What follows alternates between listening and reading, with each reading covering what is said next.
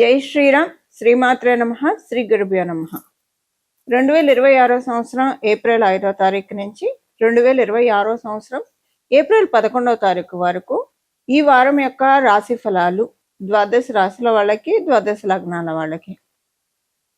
ఈ ఫలితాలను గోచారంలో ఈ ఫలితాన్ని ప్రసాదించే గ్రహ దేవతలు ఏ ఏ రాశుల్లో స్థితులై ఉన్నారు. ప్రథమ రాశి అయిన మేష రాశిలో శుక్రాచార్యుల వారి సంచారము, మిథున రాశిలో బృహస్పతి వారి సంచారము, సింహరాశిలో కేతుదేవుని సంచారము, కుంభరాశిలో రాహుదేవుని సంచారము, బుధ భగవానుడి సంచారం కూడా కుంభరాశిలో ఈ వారము 10వ తారీఖు వరకు సాగుతుంది. 11వ తారీఖు నుంచి ఆయన కుంభరాశి నుంచి మీనరాశిలో ఆయన సంచారం సాగించబోతున్నారు. బుధ గ్రహం యొక్క మార్పు ఈ వారం ఆఖరిలో ఉంటుంది. ఆఖరిదైన మీనరాశిలో శనీశ్వరుని సంచారము, సూర్యుని రవి సంచారము, మంగళ సంచారము. ఇవి ఈ వారంలో గోచారంలో ఉన్న గ్రహస్థితులు. ఈ గోచారంలో ఉన్న గ్రహస్థితులను అనుసరించి ద్వాదశ రాశుల వాళ్ళకి ఫలితాలు ఎలా ఉండబోతున్నాయి. దీనికంటే ముందుగా గోచారములో ఉన్న ఏదైనా సిగ్నిఫికెన్స్ ఈ వారం మనం చూద్దాం. అన్నిటికంటే ఆఖరి రాశి అయిన మీనరాశి బలోపేతంగా ఉంది. వ్యయ రాశి కాలపురుషుడు కుండలిలో వ్యయ రాశి ఈ వారం చాలా బలోపేతంగా ఉంది. ఈ వ్యయ రాశికి అధిపతి అయిన బృహస్పతి మిథున రాశి కాలపురుషుడు కుండలిలోంచి తృతీయ స్థానంలో సంచారము. రాశి దృష్టి అని చెప్తాం. మనకి దృష్టులు గ్రహ దృష్టులు, రాశి దృష్టిలు అని ఉంటాయి. గ్రహ దృష్టిలో అయితే కాదు కానివ్వండి, రాశి దృష్టి ప్రకారము మీనరాశిలో ఉన్న గ్రహాలు మిథున రాశిలోకి, మిథున రాశి మీనరాశిని చూస్తుంది. సో ఇలాగా పరస్పర వీక్షణ. అందులో ఈ వారము కాలపురుషుడు కుండలిలో ద్విస్వభావ రాశులు చాలా బలోపేతంగా ఉన్నాయి. ద్విస్వభావ రాశులు బలోపేతంగా ఉండడము, ద్విస్వభావ రాశుల్లో ఒకటైన మీనరాశి ఈ వారం బలంగా ఉండడము, మీన రాశ్యాధిపతి అయిన బృహస్పతి ఇంకొక ద్విస్వభావ రాశి అయిన మిథున రాశిలో సంచారం చేయడము, వీటన్నిటిని మనం పరిగణనలోకి తీసుకుంటే ఈ వారము గోచార గ్రహస్థితుల రీత్యా ద్వాదశ రాశుల వాళ్ళకి, ద్వాదశ లగ్నాల వాళ్ళకి ఎలాంటి ఫలితాలు ఉండబోతున్నాయో ఇప్పుడు మనం తెలుసుకుందాం. తులారాశి, తులా లగ్నాల్లో పుట్టిన వాళ్ళకి మీకు షష్ఠ స్థానం బలంగా ఉంది, అలాగే నవమ స్థానం బలంగా ఉంది. మీ రాశి నుంచి మీ రాశే బలంగా ఉంది. దానికి కారణం ఏంటంటే మీ రాశి అధిపతి అయిన శుక్రాచార్యుల వారు మీ రాశిని సప్తమ దృష్టితో చూడటం, మీకు నవమ స్థానంలో ఉన్న బృహస్పతి, దేవగురు అయిన బృహస్పతి మీ రాశిని చూడటం పంచమ దృష్టితోటి. ఇది మీకు 2 శుభగ్రహాలు ఏకకాలంలో మీ రాశిని వీక్షించడము చాలా శుభ పరిణామాన్ని సూచిస్తుంది. ఏ విషయంలో శుభ పరిణామాన్ని సూచిస్తుంది? మీ కమ్యూనికేషన్స్లో మీకు చాలా బాగా ఉంటుంది. అలాగే మీకు షష్ఠ స్థానం కూడా బలంగా ఉండడం వల్ల కమ్యూనికేషన్స్లో బాగుంటుంది. కానండి మీరు పొరపాటున కూడా చిట్ చాట్లో ఎవరి మీదైనా రూమర్స్, గాసిప్స్ వీటిని ఎంటర్టైన్ చేయకండి. పొరపాటున చేశారో అది మళ్ళీ మీ మెడకు చుట్టుకునే ఛాన్స్ ఉంది. సో హెల్దీ కమ్యూనికేషన్ మెయింటైన్ చేయండి. అది మీకు చాలా మంచి రిజల్ట్స్ని ఇస్తుంది. సో మీరెంత హెల్దీ కమ్యూనికేషన్స్ మెయింటైన్ చేస్తున్నా మీ చుట్టూ ఉన్న వాళ్ళు రూమర్స్, గాసిప్స్ స్ప్రెడ్ చేసే వాళ్ళు అయితే వాళ్ళకి కొంచెం దూరంగా ఉండండి. మీరు కూడా వాళ్ళతోటి మాట్లాడుతూ ఉంటే వాళ్ళతోటి ఇది మీకు చాలా ప్రాబ్లం అవుతుంది. ఈ ప్రాబ్లం ఎంతవరకు వస్తుందంటే మీరు ఏదైతే కెరియర్లో ఉన్నారో అంటే టెంపరీగా దాన్ని అసలు వదిలేసి కొన్నాళ్ళు దానికి దూరంగా ఉందామా దేవుడా అన్నట్టు అనిపిస్తుంది. కారణం ఏంటంటే షష్ఠ స్థానంలో మీకు మంగళ సంచారం చేయడం, ఈ వారం మంగళ సంచారం చేయడము ఇది మీకు కొంచెం ట్రబుల్ని క్రియేట్ చేస్తుంది. అక్కడ శనేశ్వరుడు మీ రాశికి పరిపూర్తి రాజయోగాన్ని ఇచ్చే శనేశ్వరుడు అదే రాశిలో ఉన్నాడు. ఈ మంగళ్ మరియు శనేశ్వరుడు వీళ్ళిద్దరికి మధ్య స్లైట్గా గ్రహయుద్ధం, అంటే పూర్తిగా గ్రహయుద్ధం అంటానికి లేదు, బట్ ఆ కైండ్ ఆఫ్ థింగ్ ఉంది. కాబట్టి ఈ వారం మీరు జాగ్రత్తగా ఉండండి కమ్యూనికేషన్స్ విషయంలో. ఎవరైనా వచ్చి ఏదన్నా మాట్లాడేస్తే ఆహా అని విని ఊరుకోండి, నవ్వు ఊరుకోండి, అంతే. మీరు రియాక్ట్ అవ్వకండి. అదే నార్మల్ జనరల్ చిట్ చాట్ అయితే హెల్దీ టాక్స్ అయితే ఓకే. అలా కాకుండా దాన్ని దాటి వెళ్ళి ఏదన్నా మాట్లాడుతున్నారు, ఎవరి గురించైనా తెస్తున్నారు ప్రస్తావన, మాట్లాడుతున్నారు అంటే జాగ్రత్తగా ఉండండి. స్కిప్ అవ్వడానికి ప్రయత్నించండి. ఒకవేళ మీరే అలాంటి మాటలు మాట్లాడాల్సొస్తే please take back your thought process, your words.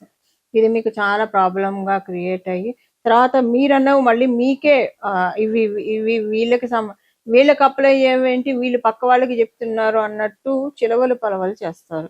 అసలు మీకు ఒక రకమైన కన్‌ఫ్యూజన్స్‌ని బాగా క్రియేట్ చేస్తారు. ఈ ఒక్క విషయంలో జాగ్రత్తగా ఉండండి. రిమైనింగ్ అంటే ఈ గురు, శుక్రుల బలం ఉండడం వల్ల మీరు చాలా కంట్రోల్‌గా ఉండగలుగుతారు ఈ వారము. బట్ మీకు మంగళ్ మరియు శని వారు పడడం వల్ల ఈ 2 ఉంటాయి. ఇది కూడా ఉంటుంది. సో, ఏంటంటే ఎప్పుడైనా మంచి కంటే చెడుకి ఎక్కువ ఆకర్షితం అవుతారు. అంటే ఇప్పుడు ఏదో మీరు చెడుకి ఆకర్షితం అవుతారని కాదు. మీకు తెలియకుండానే ఒక్కొక్కసారి మనకి నెగెటివ్ ఫోర్సెస్, పరిస్థితులు, విధి ఒక్కొక్కసారి అటు లాగేస్తుంది. సో, ఇన్‌ఫ్లుయెన్సెస్‌లోకి వెళ్ళకండి. అంటే ఒక్కొక్కసారి ఇన్‌ఫ్లుయెన్స్‌కి లోనయ్యి ఏదో మాట్లాడేసి అది తర్వాత మీకు ఇబ్బందిని తెచ్చిపెడుతుంది. ఈ విషయంలో జాగ్రత్తగా ఉండండి. ఎవరి ఇన్‌ఫ్లుయెన్స్‌ని మీ మీద పనిచేయడానికి మీరు అలౌ చేయకండి. అది చేశారంటే మీకు చాలా ప్రశాంతంగా ఉంటుంది. ఎక్కువగా దైవ నామస్మరణ చేసుకోండి. ఈ వారం మీకు మీ మీ రాశి బలంగా ఉండడం వల్ల మీకు ఈ వారంలో ఏంటంటే కొన్ని ప్లస్‌లు చూస్తారు. ఫైనాన్షియల్ మ్యాటర్స్‌లో ప్లస్ చూస్తారు. అంటే ఇక్కడ ఒక చిన్న పాయింట్ చెప్పాలి. ఇందాక చెప్పాను కదా! ఒక పాయింట్ నేను ఇలాగ కమ్యూనికేషన్స్‌లో జాగ్రత్తగా ఉండండి. ఇలా గ్రహ యుద్ధం పడిందని. ఇదంతా ఎందుకు జరుగుతుందంటే మీరు ఎదుగుతూ ఉన్నారు. మీ కెరియర్‌లో, ఉద్యోగంలో కావచ్చు, వ్యాపారంలో కావచ్చు. సో, అది చూడలేరు అవతల వాళ్ళు. దానివల్ల ఏదో ఒక రకంగా చెక్ పెట్టాలని, మీ నోటి నుంచి ఏదో ఒకటి మాట్లాడించాలని శతవిధాలా ప్రయత్నం చేస్తారు. మీరెక్కడ తొణకకండి, బెణకకండి. మీ థాట్ ప్రాసెస్‌ని లాక్ చేసేసేయండి. వీలున్నంత వరకు మీరు వితౌట్ ఎనీ థాట్ ప్రాసెస్ ఉండండి. థాట్ ప్రాసెస్ మీ ఫ్యూచర్ ప్రొడక్టివ్ థింగ్స్ కోసం మాత్రమే ఉంచండి. ఇలా చేస్తే మీకొచ్చిన ఇబ్బందేం లేదు. దానివల్ల ఏంటంటే అవతల వాళ్ళొచ్చి మిమ్మల్ని పేరు చెడగొట్టడానికి కావచ్చు, లేదా మీ మీద ఇంప్రెషన్ చెడగొట్టడానికి కావచ్చు, రకరకాల ప్రయత్నాలు చేస్తారు. అందువల్ల వాళ్ళకి అంటే మళ్ళీ మీతో చాలా స్వీట్‌గా ఉంటారక్కడ. ఇది మీరు కనిపెట్టుకోండి. ఇది కనిపెట్టుకొని కొంచెం జాగ్రత్తగా ఉండండి ఈ వారము కమ్యూనికేషన్స్ విషయాల్లో. తొందరపడి నోరు జారకండి, తొందరపడి మాట తోలకండి. కొంచెం జాగ్రత్తగా ఉండండి. మిగతా అన్ని విషయాల్లో బాగుంది కాబట్టే మీకు ఈ విషయంలో ప్రాబ్లమ్ అవుతుంది. అంటే ఆల్రెడీ మీకేదన్నా మిగతా విషయాల్లో ఇబ్బందుంటే ఇంకేముంది, చెట్టున్న పళ్ళకే కదా ఎవరైనా రాళ్ళేయాలని చూసేది. 3 వారిన చెట్టు వంక కనీసం కన్నెత్తి కూడా చూడరు. ఇప్పుడు ఇది మీకు ఈ ఈ సామెత మీకు పర్ఫెక్ట్‌గా యాప్ట్ అవుతుంది. బాగుంటారు కాబట్టే, అన్ని విషయాల్లో బాగుంటుంది కాబట్టే ఇలాంటి సిట్యుయేషన్స్ చూస్తారు. ఈ సిట్యుయేషన్ ఇక్కడి నుంచి ఒక నెల కాలం ఉంటుంది. ఈ వారానికి మాత్రమే అని అనుకోకండి. ఒక నెల వరకు ఉంటుంది. కొంచెం జాగ్రత్తగా ఉండాలి. విద్యార్థులందరికీ కూడా చాలా మంచి శుభ సమయము. వివాహ ప్రయత్నాలు చేయాలనుకున్న వాళ్ళకి చాలా మంచి శుభ సమయము. అలాగే మీరు వివాహితులైతే మీ వైవాహిక జీవితంలో చక్కటి అనురాగం ఉంటుంది. మీ దాంపత్య జీవితం చాలా చక్కగా ఉంటుంది. ఇవి ఈ వారం యొక్క గోచర గ్రహస్థితుల ఫలితాలు తులారాశి, తులాలగ్నంలో పుట్టిన వాళ్ళకి. ఈ వారం ద్వాదశ రాశుల వాళ్ళకి, ద్వాదశ లగ్నాల వాళ్ళకి గోచర గ్రహస్థితులను అనుసరించి చేసుకోవాల్సిన పరిహారము. ఈ వారం అంతా కూడా లలిత అమ్మవారి ఆరాధన. దైత్యగురువైన శుక్రాచార్యుల వారు ఈ వారంలో మేషరాశి కాలపురుషుడు కుండలిలో ప్రథమ రాశి అయిన మేషరాశిలో సంచారం చేస్తూ ఉన్నారు. సంచారం ఉంది. మనం అసురు గురువైన శుక్రాచార్యుల వారికి, అలాగే దేవగురువైన బృహస్పతి, వీళ్ళిద్దరూ కూడా తృతీయ లాభస్థానాల్లో ఉన్నారు. ఒకళ్ళ నుంచి ఒకళ్ళు తృతీయ లాభస్థానాల్లో ఉన్నారు. దేవగురువైన బృహస్పతి నుంచి శుక్రాచార్యుల వారు లాభంలో ఉన్నారు. అసురు గురువైన దైత్య గురువైన శుక్రాచార్యుల వారి నుంచి బృహస్పతి తృతీయ స్థానంలో ఉన్నారు. ఇది బృహస్పతి నుంచి శుక్రాచార్యుల వారు లాభస్థానంలో ఉండడం చాలా మంచిది. అందులో ద్విశుభవ రాశి కూడా బలంగా ఉండడము దీనికి ఇంకా ఊతం పోస్తూ ఉంది. ఎందుకంటే ఈయన ఒక ద్విశుభవ రాశికి అధిపతి కూడా కాబట్టి బృహస్పతి.